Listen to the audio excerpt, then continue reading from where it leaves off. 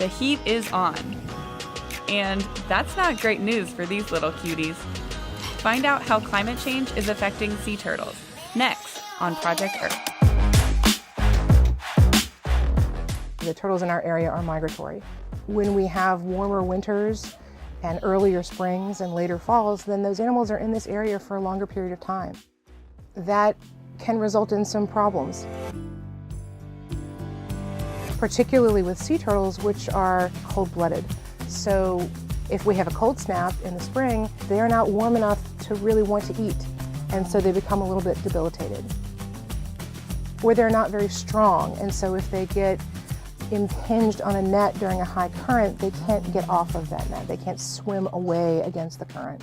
Marine biologists at the Virginia Aquarium and Marine Science Center are seeing more cases of cold-stunned turtles.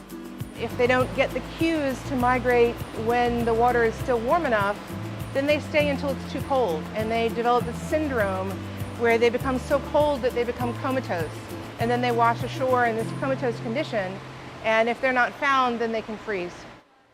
The cold stunning will create a lot of them in the next 24, 48 hours coming ashore, because you figure they suddenly become comatose and buoyant wherever they are, and then the tides have to bring them in. When these guys get severely cold, their body will concentrate the blood flow to the vital organs, the same as a human. And so these peripheral bone and tissue became necrotic and fell off. So if you look at this joint here, you can see where the bone has started to dissolve away, and then this lighter part around it is inflammation in the tissue and infection. So we just amputated kind of right at the end of that bone. Sea level rise has greatly impacted nesting areas.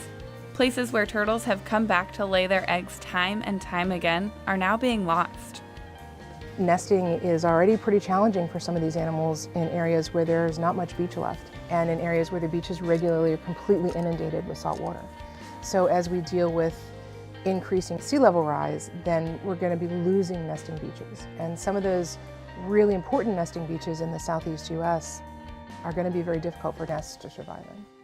And rising temperatures are also having an effect on the sex of the turtles that hatch.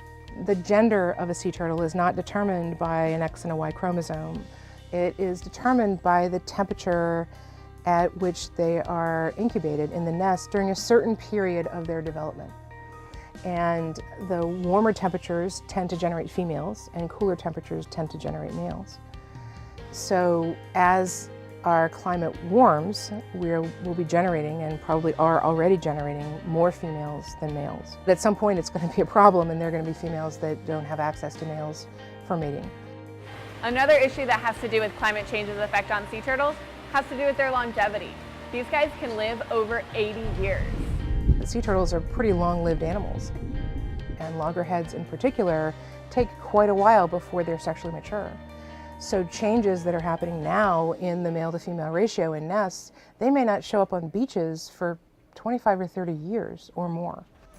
When we realize there's a problem, it might be too late to fix it. And that's a real concern with this species. So despite these challenges, the team here is working hard to understand these creatures better and how they can adapt to a changing world. There's a live guy. Hey! And maybe if we can work together as a community and change our habits, we can find ways to reduce the effects of climate change, which will protect the sea turtles and everyone else who shares this planet.